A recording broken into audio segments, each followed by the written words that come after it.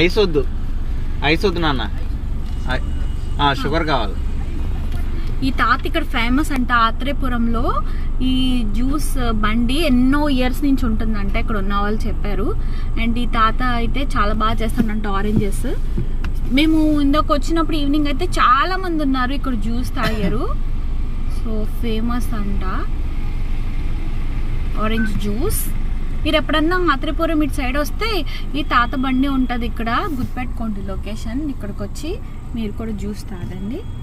ఇది ఒక్కటే బండి ఉంటుంది ఆరెంజ్, ఇంకేది ఉండదు.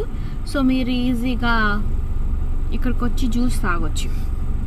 జ్యూస్ తాగాక నేను చెప్తాను ఎలా ఉంది. Okay boy friend.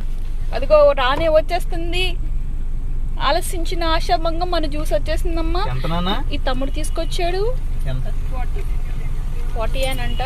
Very cheap అండి. మనం తాగే వచ్చేసింది మన ఆరెంజ్ జ్యూస్. చాలా చాలా ఆరెంజ్గా ఉంది. How is it guys? ఈ జ్యూస్లో స్పెషాలిటీ ఏంటో చెప్పనా? ఏంటంటే ఈ ఆరెంజ్ జ్యూస్లో కొంచెం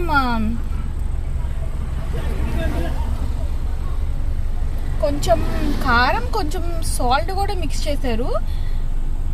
బట్ డిఫరెంట్ టేస్ట్, బాగుంది. ట్రై చేయొచ్చు. చూడండి, నేను ఫుల్ గ్లాస్ తాగేసాను. వాటర్ ఎక్కడ చేశారని మాత్రం నన్ను అడగండి, ఎందుకంటే పక్కనే కాలువ ఉంది. అయిపోయింది తాత అని వాష్ చేసేసుకుంటున్నాడు.